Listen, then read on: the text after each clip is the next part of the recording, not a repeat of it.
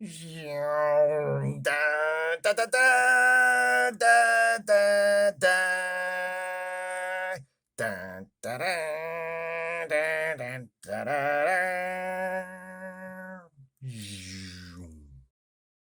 Well, hi there, everybody. Here we are with a review of episode 4 of Star Trek Picard Season 3. I'm joined, of course, by my best buddy in the whole wide world and fellow Star Trek nerd, Jason Harding. Hi, Jason. Hi, everybody. Well, now that you've turned babyface for the viewers and they all love you now because you Why? liked the last Because episode. I'm a good critic that doesn't get upset about things, about I would- minor little things. That I'm joking. I know. Okay. I don't know if I don't know if they always know because Well, that's why I have to say it, because this is your fan base, and I don't want people to think that I'm. Oh my God, he has an abuser. Yeah, no. Well, I think, speaking of the fan base, speaking of my fans, speaking of people who watch my stuff and like Star Trek and Sure. all that, I think they will probably be pleased with this review because unless I miss my guess and unless I grossly misinterpreted your reaction to the episode we just watched, Mm-hmm. I think we're both going to give this episode a very positive review. You're absolutely right. Yeah. You're Yeah, absolutely this was a right. this was a really good episode.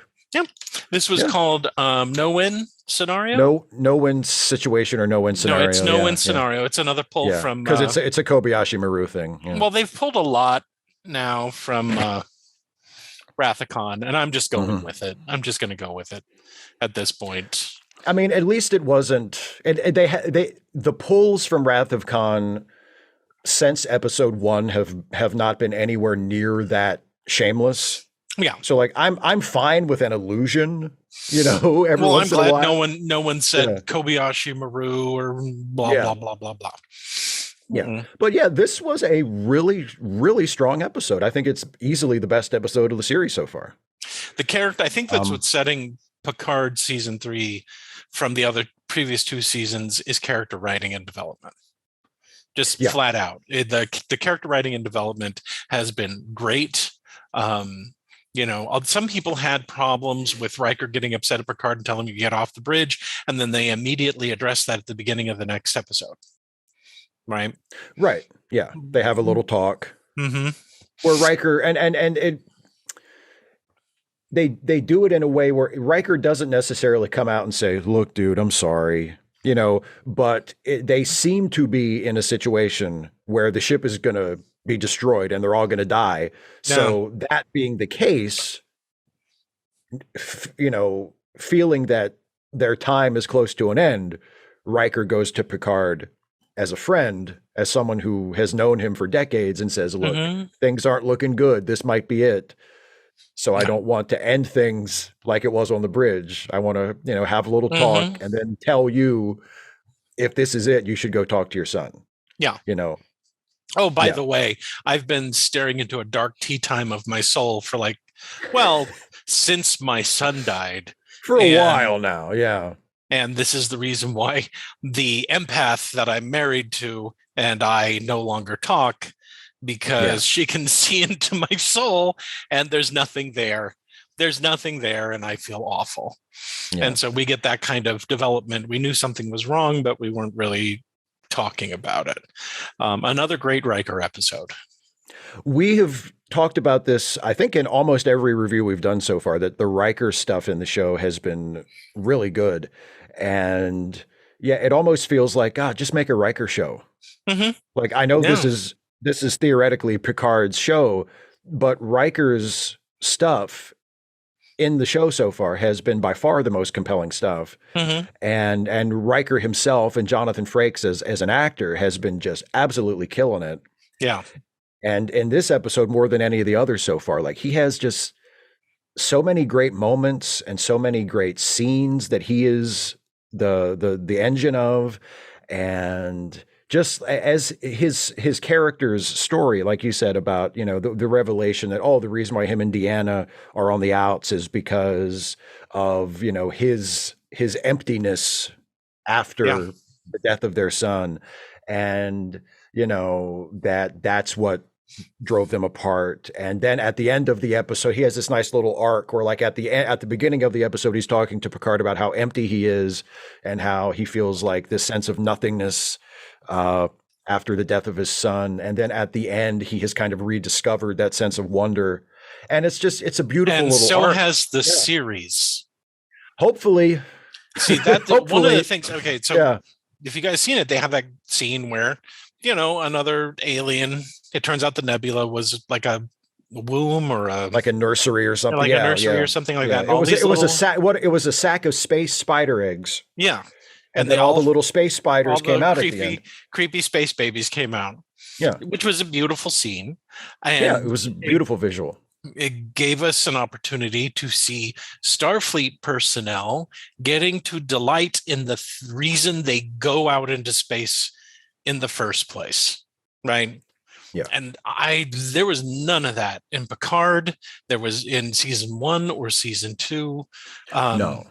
And there's been precious little of that in a lot of Star Trek, New Trek, if you want to call it, where you get the opportunity to have something happens that is, I wouldn't say joyous, but definitely, spectacular and interesting and wonderful and beautiful.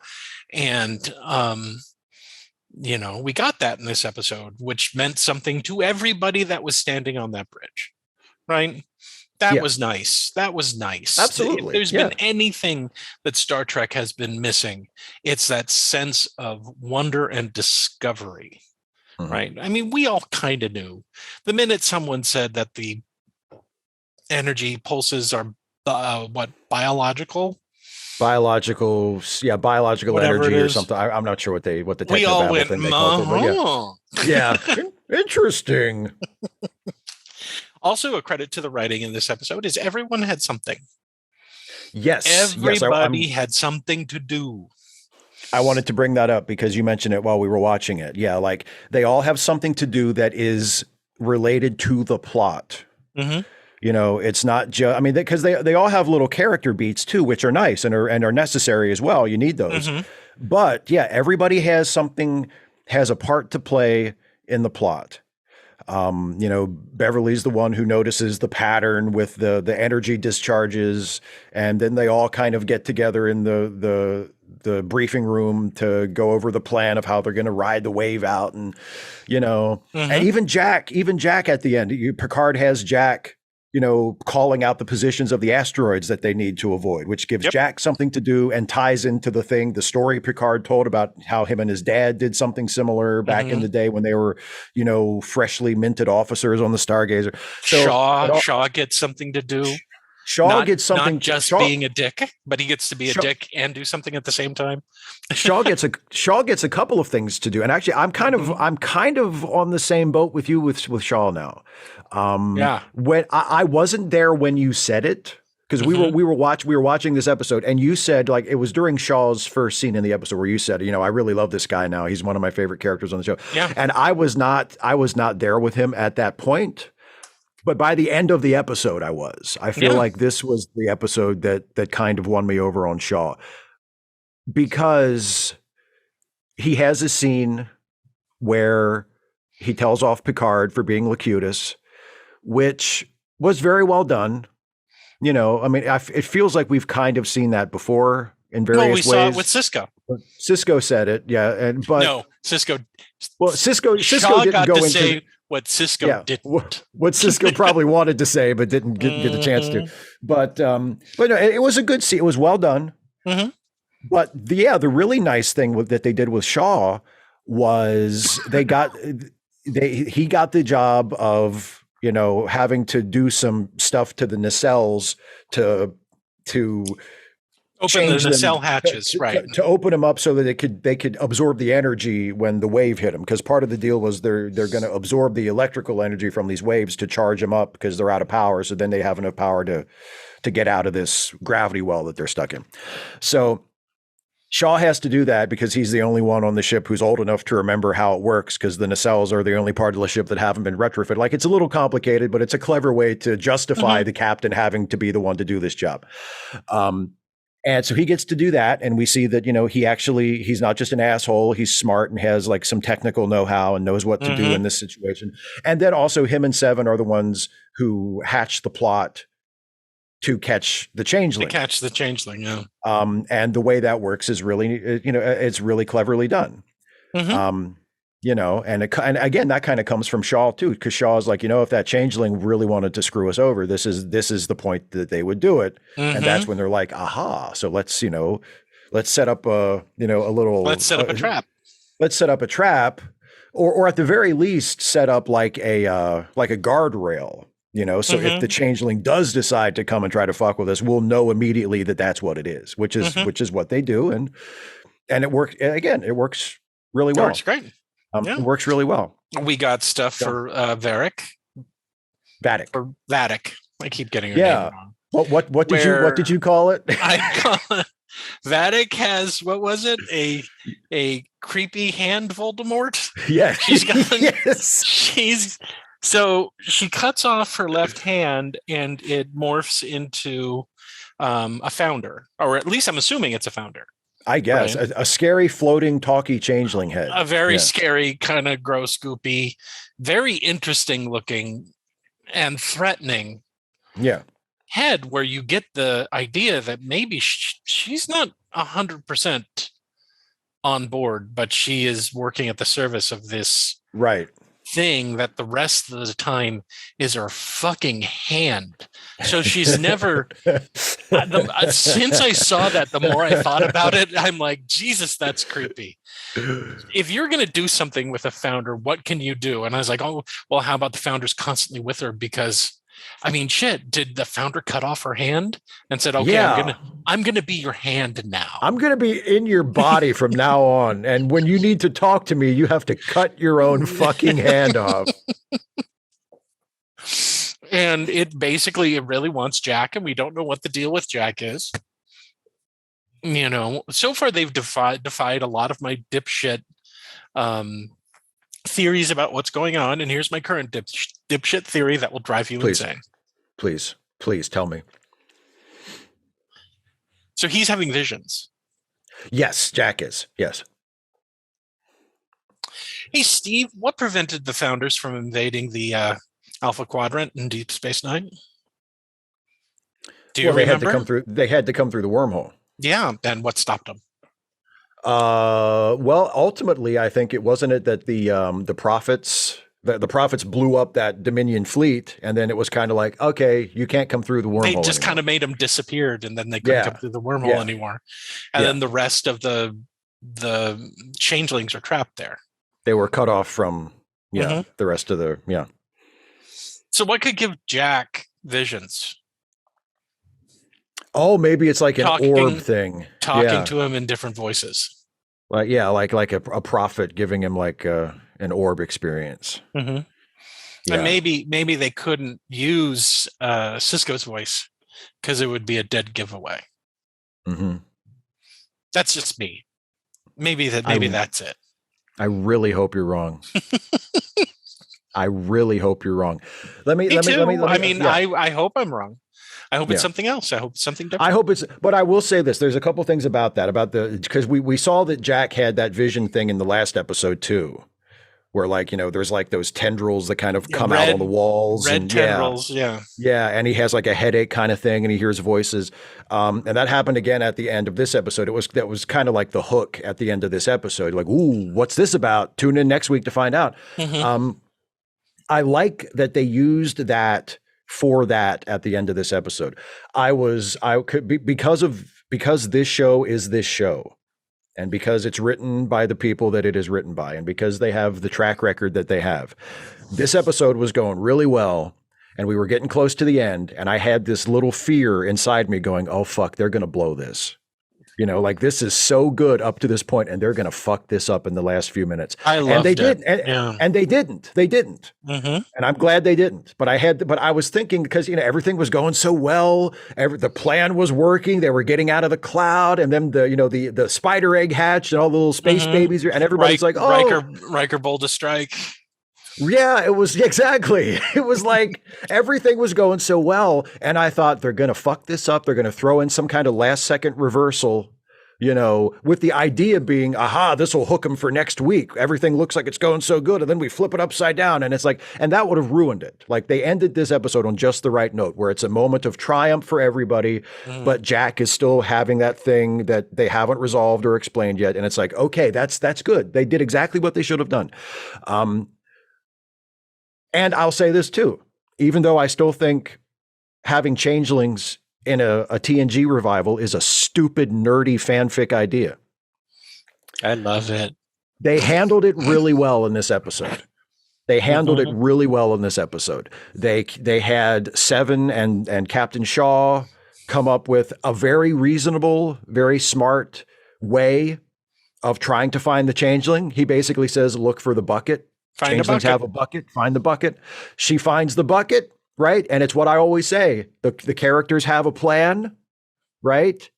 They follow the plan, but then at some point the plan goes wrong, right? So Seven finds the bucket, and the captain says, okay, when you find the bucket, there's probably going to be a little like changeling residue in the bucket. Take that to sickbay, get and scan it, and then scan the rest of the ship for like whoever has something that matches that signature, right? And then we'll find the changeling. That's a great idea, right? So she gets the bucket. She's on her way down the hall with the bucket under her arm. I got my changeling bucket, going to go to sickbay, find the changeling. Uh-oh, she runs into the changeling in the middle of the hallway, like disguised as a crew member. It immediately shoots the bucket. Oh, fuck, there goes that plan, right? And she shoots at the changeling, but doesn't kill the changeling. The changeling turns into a gross, like, meat goop. Yeah, I'm not quite sure how I feel about the meat goop. It's more, it's visually more interesting than the orange gelatin that Odo would turn into, and they'd all turn into for the most part. It feels more visceral, more, more textured. But it's gross. It's totally gross. Super gross. It's super gross. But so the changeling gets away. And then they have to come up with another way to find the changeling, which eventually they do. So, I mean, it's Shaw that comes up with it. And it's Shaw that comes up with it. Yeah. Right now would be the perfect time for the changeling to show up and fuck this up. And that's what happens. And they deal with it. And they deal with it in a way that lets us see that they're smart, and lets us appreciate them, it's so even though I still don't think changelings should be in the show, they handled it really well. Which I'm okay with. I'm completely fine with. I will tell you, I will give you an example of why I have a problem with changelings being in the show. Okay. And it's from this episode. All right. Shaw's big scene with Picard. When he is talking about how he was on one of the ships that was attacked by the Borg at Wolf 359. And he tells this just wrenching story about how there was 50 of them left. Survivors Guild, the whole thing. There's 50 of them left, but the lifeboat only fit 10 people. And, one of the officers came down and basically just randomly picked 10 out of the 50 people to survive. And Shaw was one of the 10, and he's been living with that guilt ever since. And it's a great story. It's a great character moment for him. And the reason why it works better if you are a longtime fan of the show, or even if you're not, is that it connects personally to something that we know happened in Picard's past. It's not just a Star Trek thing that happened in the Star Trek universe that you can say, well, it happened so they can use it in the show because it's all Star Trek. It connects personally to Picard, right? And it means something. And if you are, and it means more if you have been a longtime Star Trek fan and you've seen, those episodes of TNG, because you saw Picard become a Borg. You saw him blow up all those ships. You saw probably the episode after that where you saw how much he felt guilt about it. One of the great episodes TNG ever made, Family, where he finally breaks down in front of his brother and he says, I should have been able to stop them. Why wasn't I strong enough? Like, you can see that even though he technically wasn't responsible because he was assimilated and it wasn't his will doing any of that, it still affects him. He still feels bad about it because he's a human being and he was, forced to do all these terrible things. So That's it right. it resonates. It has power. You know, Picard never met a changeling. That well, in the show, because that's the nerd response. That's the nerd response. Well, I know. Well, he probably did. We just didn't see it. Okay, jack off. I'm talking about stuff we actually see in the show.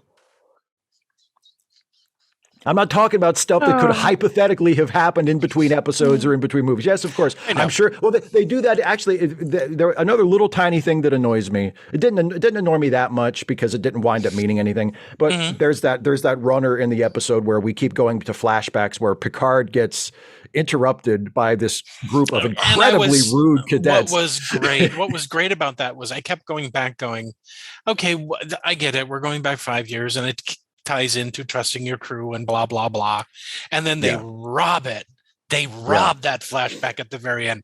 It is so great. It is so great. It is such a great piece of writing to have Jack there. He doesn't know it's Jack. And Jack says, what about a real family? And this self-congratulating Picard says, I've only ever needed Starfleet. In fact, if I had a real son, I hope he knows that I hate him. And I don't need him, and I don't want him. And he gives that line that says, Starfleet is the only family I ever needed. And the cadets are clapping, and he's just sitting there smiling and nodding. And it's killed Jack. It robs that scene of any, basically, it shows that there's a reason. Here's one of the great things.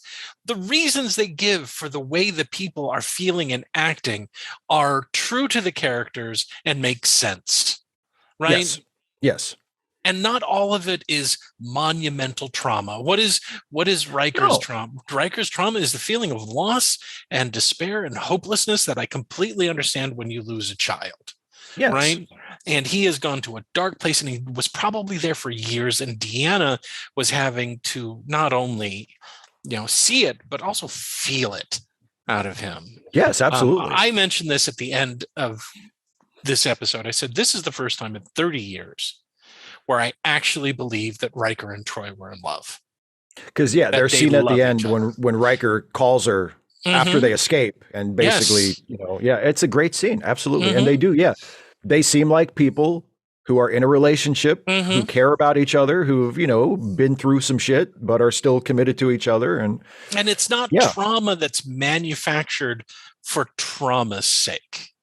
We had to we had to bring Picard's mom back to life in season 2, and then have her have a tragic suicide that none of us knew anything about, whereas Riker's trauma is based on his relationship with Deanna and his family and how he's feeling. It's small, it's personal, right?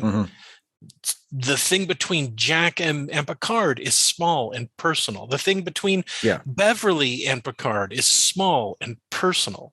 The one that has the big ugly one is Shaw. Shaw has the big trauma, right? That he's been carrying around, that what's her face? Vadic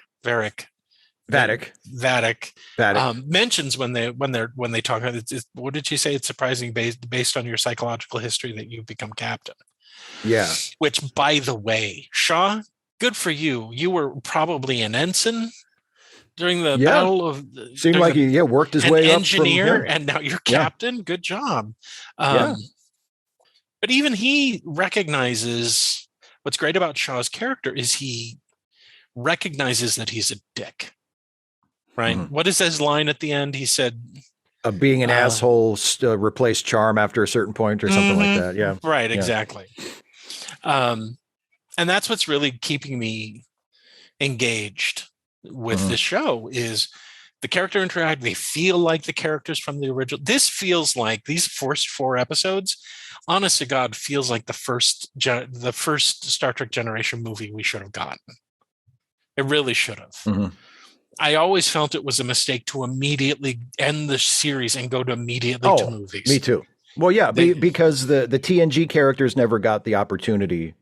I mean, until now, never got the same opportunity that the original series characters got, which was to have us take a break from them. To miss them. We never got a chance to miss them. Yeah. And then when we find them again, some time has passed and Things have changed.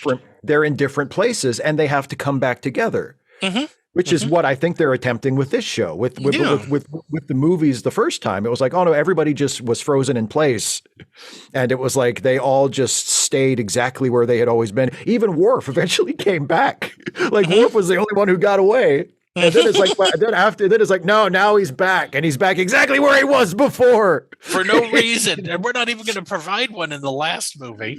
But this actually feels like the Star Trek Generation movie that, you know, after 10 years we could have gotten, right? Yeah, and it's just it. It's the character writing is really good. You know, something that we haven't mentioned, despite the darkness of the sets, the show looks great. The show really does look great. This episode looked better than it has been up you know, at any point up until now. The Titan is growing on me. You mentioned you like especially from above when you see the silhouette. It's a nice looking view. It's a nice looking ship. They do some space shit that, you know, being smart and doing a bunch of stuff in order to save their lives. Yeah. You know, one of the, you know, the character does have to say, you know, I think Picard, let us do what we do best, right? Because Riker's still being kind of dour. Yeah. Right? Oh yeah. Beverly says that. Yeah. Because Riker, because it's such a hopeless situation. Even Riker is like, no, fuck it. Let's not do this. It'll be easier to die than to write a letter to my wife. And, you know, it's so they get all of this stuff together. They're going through, they have this great ending where they're surfing on a wave, which is great. Which remind me of when Sulu, they had to turn into the shockwave for in Star Trek 6. In Star Trek 6. You know, they're absorbing energy, they get their life support back, they get to warp away, and and Riker gets to take a tractor beam and chuck a rock at Vadic's ship, at the Shrike and hit it, and it's, you know, and she didn't scream no or whatever. Because now they're developing her character. Yeah. And you're trying to figure out, is she trapped in this? Does she? Right. What is her actual role? Yeah. Because the changeling not only threatens her, she was last. It threatened her crew and her ship, which means that she does actually value her crew. She's not like a mouth foaming villain who doesn't give a shit about anybody. Right. So I don't know. We're 4 episodes in. Each episode for me has gotten better and better. These first 4 episodes were great. Well, except for the first one, which just felt like the first episode was rotten. I kind of want to watch the first episode now in context with the other 3 and see if I can forgive it a little bit for what it did. I want to see how much they set up that I didn't notice because I was pissed off. Right. I do kind of want to give it a second chance. I mean, that's fair enough. But I mean, the fact that it pissed you off so much that you didn't notice important things it set up is probably still a flaw in the episode. Maybe, but yeah, you know. No, the 4th episode is by far the best episode so far, which is a good sign considering it's a 10 episode season. Like if episode 4 is really good, then it's like, oh, okay. And it has a sense of completion about it. Yeah.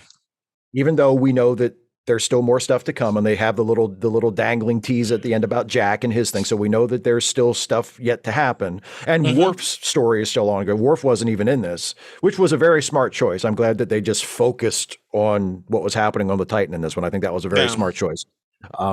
Cutting away to Worf's thing would have broken it, would have been a big mistake. So I'm glad they didn't do that. But so Worf's thing is still going on. There's something going on with Jack. We need to figure that out. But this episode has a sense of, oh, they did it. They're out of the thing. They're out of the cloud. They escaped. You know, there's a little bit of a catharsis with Riker. There's, you know, what seemed like a little bit of a catharsis with Picard and Jack, but then or at least Picard, as you said, realizing one of the reasons why. Yeah. You know. Well, that key, because there was like them seeming like they were moving closer, and then you get the resolution to those flashbacks where it kind of takes it away. But yeah, so there's and that's something that the Picard show has not been good at all in the first 2 seasons, which is it just feels endless. And it feels like episodes just drag things out and there's never any sense of completion and there's never any resolution until you get to the very end. And it's a very good sign to me that episode 4 ends with a sense of resolution. So it's like, okay, this part of the story is over. There's more to come, but this part is over. That's, I don't understand why that's not like basic. Why there should be like screenwriting classes for how to write a streaming series that's going to, if you're going to tell a serialized story in a streaming series, this is how you do it. And this should be one of the things that they teach screenwriters to do. After 4 or 5 episodes, pay something off, wrap something up. Leave a lot of things open so you can keep going, but wrap something the hell up so people feel like they're not just being strung out for this show. Strung along for the entire thing for a bad resolution. Yeah, and so that's what they did here. Or an unsatisfying one. Yeah. Or just one that just takes too long to get to. I mean, that was my problem with especially with season 1 of Picard, was like, okay, like maybe this would have been okay if I didn't feel like I had been waiting for it for 10 weeks. Like, this is way too little too late. You made me wait too long for this. It's like that's why Clubber Lang attacked Rocky before their fight in Rocky 3. You made me wait too long. But so a very good episode. Very good episode. Yeah, good. Very good episode. We're trying to keep these episodes short, Steve. Yeah. So are you happy, nerds? I like this one. Oh my God. Do you have to attack everyone?